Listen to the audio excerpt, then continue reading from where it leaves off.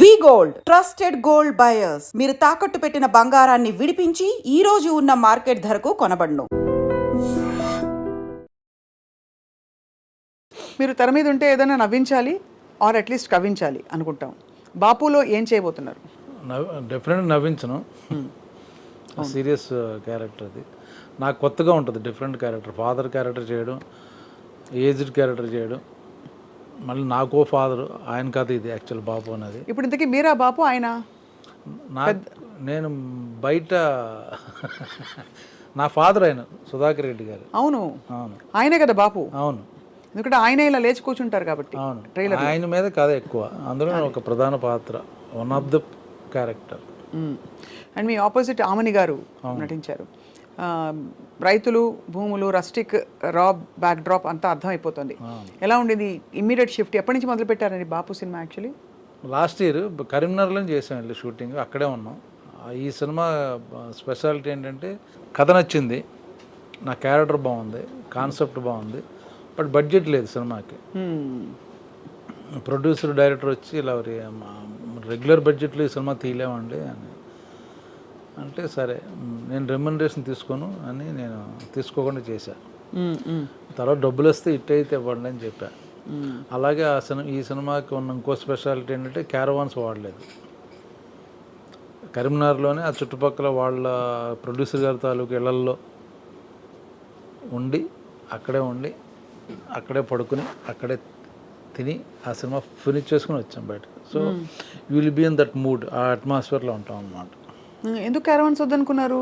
అంటే ఖర్చులు తగ్గించాలన్న వాళ్ళకి అని. ప్లస్ ఇంకోటి ఏంటంటే ఇప్పుడు అక్కడే షూటింగ్, ఇల్లు పక్కనే ఉండే గెస్ట్ హౌస్ 1/2 కిలోమీటర్ వాళ్ళయ్య, ఇంకా అవసరం ఉంది. ప్లస్ రైతులు ఆ డ్రెస్సులు వేసుకుని ఆ వరండాలో పడుకుని, ఆ ఇంటి ముందు పడుకుని అలా తిరిగా ఉన్నాను. ఎండ, దోమలు, ఏసీ లేకపోవడం ఇవన్నీ మిమ్మల్ని ఎఫెక్ట్ చేయలేదన్నమాట? ఏం చేయలేదు.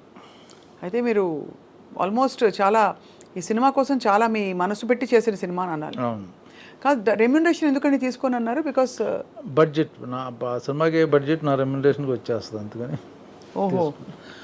అందుకని వద్దులే తర్వాత చేద్దాం. బాగుంది కాన్సెప్ట్, నాకు కొత్తగా ఉంది, డైరెక్టర్ ఐడియా ఉంది, కొత్త డైరెక్టరు, డిఫరెంట్ ఐడియా అనుకుని సరే. మరి ఇది ఓకే, ఇది చేసేసారు ఫైన్. ఆపర్చునిటీ కాస్ట్ అని ఒకటి ఉంటుందండి ఎకనామిక్స్లో. అంటే ఇది కోల్పోవడం వల్ల, ఇది చేయడం వల్ల ఏం కోల్పోయాననే దానికి.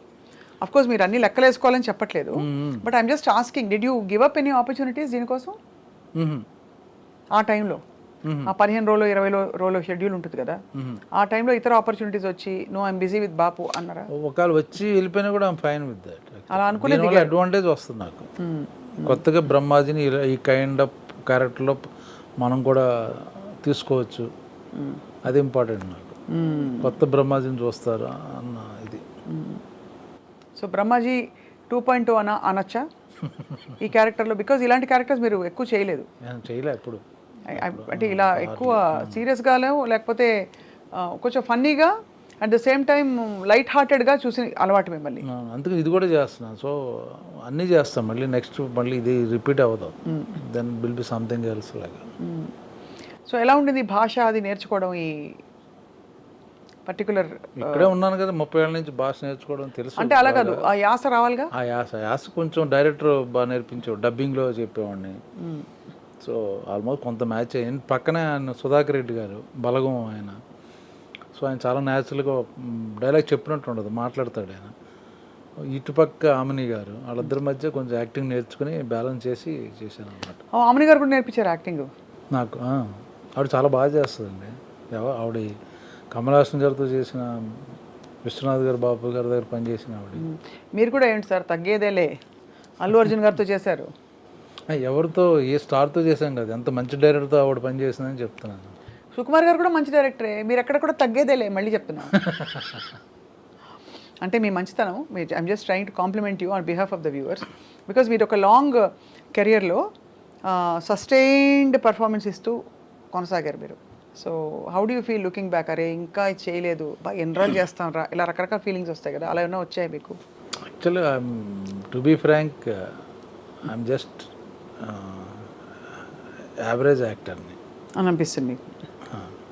కానీ ఎందుకంటారా మాట చెప్పండి, తర్వాత నేను చెప్తా కానీకి. చాలా కొంత యాక్టర్లని కొంత క్యారెక్టరైజేషన్లు కొంత క్యారెక్టర్లు చేసిన విధానం చూస్తే అందులో మనం చేసింది ఎంత అనిపిస్తుంటుంది. కానీ అలా వస్తే మీరు చేస్తారు కదా, రాలేదు కదా. ఏదైనా సరే వస్తే మీరు చేస్తారు. కదా ఏమో. ఇప్పుడు మీరు చేసిన మోస్ట్ డిఫికల్ట్ రోల్ చెప్పండి మీ కెరియర్లో. చూసారు ఆలోచిస్తున్నాను, అంటే అంత డిఫికల్ట్ రోల్ చేయలేదండి. అంటే అలా కాదు, మీకు అన్నీ ఈజీగా చేశారని అర్థం. చూసారా ఇక్కడ స్వప్న దిస్ సైడ్. చెప్పండి సార్, నిజంగా చెప్పండి. నేను నిజంగా నాకు తెలియదు ఏం కష్టపడ్డా అంటే అన్ని సినిమాలు కష్టపడతాను.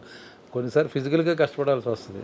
ఇప్పుడు సింధూరం చాలా హార్డ్ వర్క్, అది ఆ కైండ్ ఆఫ్ సినిమాలో. అవును. సో ఫన్ అనేది మోస్ట్లీ కంఫర్టబుల్ జోన్, కామెడీ లేదు. సో మనం ఎక్కువ కష్టపడేది ఏంటంటే ప్రాక్టికల్గా ఫిజికల్గా స్క్రీన్ మీద ఏం కష్టపడుతున్నాం అంటే అది కష్టం అనిపిస్తుంది. కానీ ఒక బ్రహ్మాజీ గారు ఒక మాట అంటారు, మీరు ఇంత ఎక్స్పీరియన్స్ గడిచారు, ఇప్పుడు అందులో ఇలాంటి క్యారెక్టర్స్కి మీరు ఐడియల్గా స్లాట్ అయిపోయారు. అంటే ఈ supporting and slightly light hearted comedy రోల్స్లో.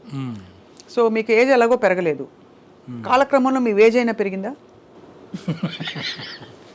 పెరుగుద్దిగా. అంటే డిమాండ్ చేసే స్థితికి వచ్చారు మీరు.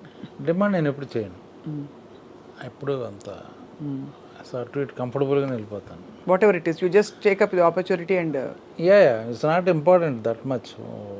దానివల్ల మేబీ ఒక 10% పెరుగుద్ది తప్పించి, నాకు ఆ సినిమా నచ్చి ఆ మనుషులు నచ్చితే ఐ విల్ డూ, అది ఇంపార్టెంట్ నాకు. అంబియన్స్, ఆ వాతావరణం, వాళ్ళతో పనిచేయడం ఇష్టం అనుకుంటే నో ప్రాబ్లం. లెక్క పెట్టారా ఎన్ని సినిమాలు చేశారు ఇంతవరకని? 275 మేబీ 300, ఐ డోంట్ అబ్బా అనుకుంటా. 275 సినిమాల్లో చూపించి ఇంకా మీరు కంటిన్యూ అవుతూ, గ్రేట్ అచీవ్మెంట్ కదా బ్రహ్మాజీ. వెళ్ళిపోమంటారు ఇప్పుడు? చిచ్చి అస్సలు వెళ్ళమని కాదు, ఇంకా పుష్ప 3లో మీరు ఉండాలి కదా. పుష్ప 3లో ఉన్నాను, సలార్ 2లో ఉన్నాను. మరి ఇంకే ఎలా వెళ్తారు మీరు? మేము వెళ్ళనివ్వం. 4, 5, 6 కూడా ఉంటే చేసేస్తాను. అన్నిట్లో మీరు చేస్తారు. ఎక్కడ అంటే మీకు కావాల్సిన అన్ని రకాల బ్యానర్స్లో వస్తున్నాయండి. మీరు ఎంత యూనివర్సల్ యాక్సెప్టెన్స్ ఉందో మీకు అని అంటున్నాను. ఇటు బాపు లాంటి ఒక చాలా రస్టిక్ బ్యాక్ డ్రాప్లో ఈ సినిమా చేస్తున్నారు. ఇంకోవైపు మీరు అన్నట్టు సలార్ 2, పుష్ప 3, ఇంకా చాలా in the pipe line. So నెలకి ఎన్ని రోజులు బ్రహ్మాజీ గారు మీరు వర్క్ చేసేది? డిపెండ్ అండ్ మామూలుగా work 20 days some time, 25 days some time, 30 days some time. ఒక్కోసారి సడన్గా క్యాన్సిల్ అయిపోతాయి షెడ్యూల్స్ అయ్యి అనుకోకుండా. అప్పుడు 15 days ఇంట్లో కూర్చోవడం జరుగుద్ది. 4 రోజులు కూడా ఖాళీ వస్తుంది. అప్పుడు ఏం చేస్తారు? సినిమాలు చూస్తారు? బయట థియేటర్కి వెళ్తుంటాను, సినిమాలు మంచి సినిమా అనుకుంటే వెళ్తాను. లేకపోతే మన ఓటీటీలు కూడా, నెట్ఫ్లిక్స్లు, web series, Hindi web series ఎక్కువ చూస్తాను. ఈ ఇండస్ట్రీలో ఎలాగైనా కొంతలో కొంత గ్లామర్ మెయింటైన్ చేయాలి. మీరు సపోర్టింగ్ రోల్స్ వేసినా కూడా గ్లామర్ మెయింటైన్ చేయాలి. ఏం చేస్తారు దానికి? ఫిట్నెస్, ఎక్సర్సైజ్ చేస్తారా? జిమ్కి వెళ్తారా? అది ఫుడ్ తగ్గించి అట్లాంటివి ఏం చేయరు? ఫుడ్ కొంచెం తగ్గించి తింటా. ఇవన్నీ అంటే గతంలో మీరు కొన్ని విషయాలు నాకు చెప్పారు కాబట్టి అటు సైడ్ వెళ్ళట్లేదు నేను. బట్ చాలామంది ఐ డ్రీమ్ ప్రేక్షకులకు కొత్త కాబట్టి మళ్ళీ అడుగుతున్నాను. మీరు తెలుగు భోజనమా బెంగాలీ భోజనమా ఇంట్లో? తెలుగే, పక్కా తెలుగు భోజనం. అంటే ఇప్పుడు అంతా వైట్ రైస్ వద్దు, అదొద్దు, ఇదొద్దు, కట్ చేసి. ఈ మధ్య కొంచెం వైట్ రైస్లు అన్ని పక్కన పెట్టి బ్రౌన్ రైస్ లాంటిది కొంచెం మితంగా, కొంచెం ఆ విధంగా తింటూ మెయింటైన్ చేస్తాం. బట్ ఇట్స్ లిమిటెడ్గా. అది